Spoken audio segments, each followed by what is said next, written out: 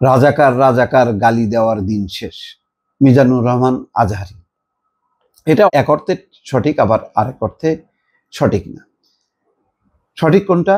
যে এখন যে রাজনৈতিক প্রেক্ষাপট পরিবর্তন হয়েছে, তাতে আসলে রাজাকার রাজাকার এই শব্দ, কে মুক্তিযোদ্ধা কে রাজাকার, এই বিভাজনটা আর নেই। এই বিভাজনটা ছিল আওয়ামী লীগের রাজনীতি। যেহেতু আওয়ামী লীগ নিঃশেষ হয়ে গেছে, ক্ষমতাচ্যুত হয়েছে, তাদের পতন হয়েছে, এখন আর কেউ রাজাকার কেউ মুক্তিযোদ্ধা এইসব বলে মানে গালি দেওয়া যাবে না।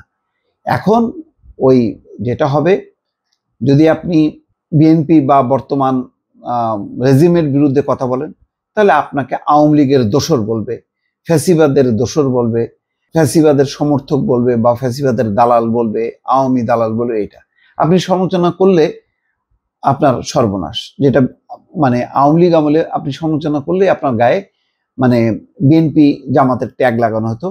এখনো কিন্তু তাই হবে। যেমন 32 নম্বরের ঘটনা, 5ই ফেব্রুয়ারির ঘটনার ব্যাপারে যারা আওয়ামী লীগের পতনের জন্য আন্দোলন করেছে, তারা কিন্তু 32 নম্বরের ঘটনাটা সমর্থন করেনি। তখন দেখা গেল যে অনেককেই বলতে শোনা গেছে যে এরা তো আসলে তলে তলে ওই ফ্যাসিবাদের দোসর, আওয়ামী লীগের দোসর, এই সমস্ত বলা হচ্ছে। ফলে এখন এই গালির ফরম্যাটটা চেঞ্জ হয়ে গেছে। আবার ধরেন মানে কাকতলীয়ভাবে 5-10 বছর পরে আওয়ামী লীগ যদি পরিবর্তন না হয়, সংশোধন না হয়, আবার যদি তারা ক্ষমতায় আসে, তখন তারা আবার সেই রাজাকার মুক্তিযুদ্ধ এই বিষয়গুলি আনবে। তো এটা হলো যুগের, কে ক্ষমতায় আছে তার উপর নির্ভর করে। যেমন দেখেন বিএনপি যখন ক্ষমতায় ছিল, তখন কি রাজাকার রাজাকার এই সমস্তগুলি আওয়াজ ছিল? আওয়াজ ছিল না। হয়তো ছিল, যেহেতু আওয়ামী লীগের রাজনীতি ছিল, সুতরাং ছিল। আর এখন যেহেতু আওয়ামী লীগেরই কোনো মানে খবর নাই, সুতরাং এখন আর ওই রাজাকার, আলবদর, পাকিস্তান এই শব্দগুলো আর শোনা যাবে না। তাই বলছি যে এটা হচ্ছে মানে কি বলে ওই সাময়িক ব্যাপার। মিজানুর রহমান আজহারী এটা কোথায় বলছেন যে রাজাকার রাজাকার গালি দেওয়ার দিন শেষ, কি দিন আসলো আল্লাহ আমাদের দেখাইছে, রাজাকার শব্দটি এখন অ্যাওয়ার্ড হয়ে গেছে, পরিস্থিতি পাল্টে দিতে আল্লাহ সময় লাগে না। না, অ্যাওয়ার্ড হয়ে গেছে এটাও আবার ঠিক না।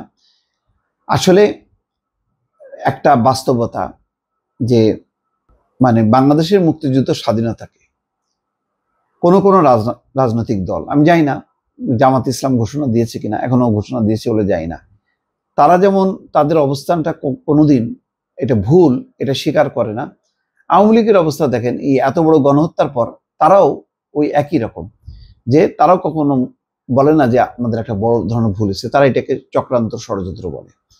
আর ওই জামাতও কিন্তু এখনো পর্যন্ত তাদের মুক্তিযুদ্ধের সময়কার যে ভূমিকা, সেই ভূমিকার জন্য ক্ষমা চাওয়া বা ভুল স্বীকার করা সেটা তারা করেনি। তো দুই অর্থে আবার মানে আওয়ামী লীগের সঙ্গে আবার জামাতের একটা মিল আছে, দুই পক্ষ তাদের ভুলটা স্বীকার করে না, এটা হলো বাস্তব।